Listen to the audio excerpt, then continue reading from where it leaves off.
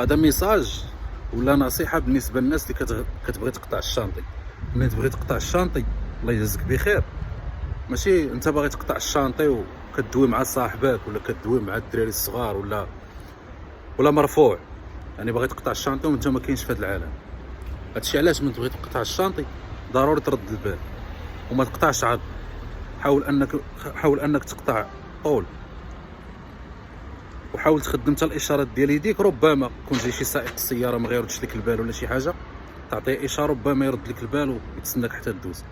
وميساج اخر حتى بالنسبه للناس اللي كيسوقوا الطوموبيلات، حتى هما كنتمنى حتى هما يكونوا قد المسؤوليه.